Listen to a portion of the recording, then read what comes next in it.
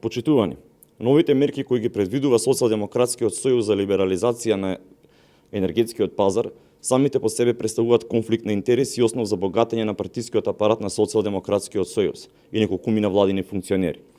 Постапувањето на функцијата вице-премиер за економски прашања, Кочо Анѓушев се здоби со широк диапазон на овластувања и можности за влијание покрај другото и на законите поврзани околу енергетската област во која тој действува како деловен ентитет и е директно засегнат.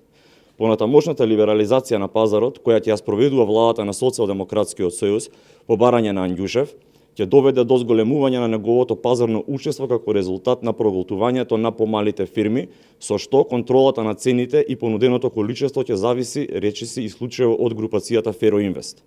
Ваквата политика ќе доведе до влошување на позициите на Мепсо, Елем, Еван и останатите компании.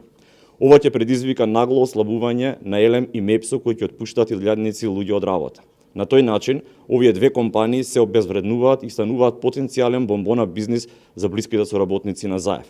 Во овој момент фирмите на Анѓушев држат 90% од пазарот на електрична енергија, кој е веќе либерализиран за приватните субјекти. Со новите измени Анѓушев ќе го покрие пазарот за домаќинствата, поточно сите домаќинства ќе користат електрична енергија која ќе им ја продава токму Анѓушев. Со тоа лично Анѓушев ќе ја диктира цената на електричната енергија која, според досегашните искуства, можно да порасне и до 50% за домаќинствата.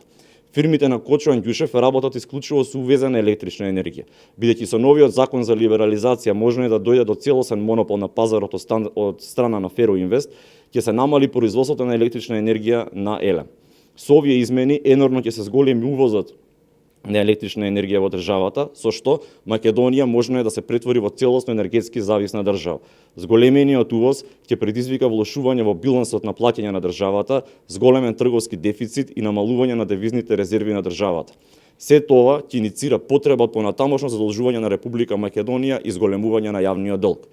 Контото на Анѓушев ќе расте на сметка на граѓаните кои ќе плаќаат повисоки цени како резултат на спроведената либерализација со која манипулира Социјалдемократскиот сојуз, а за што ние веќе предупредивме.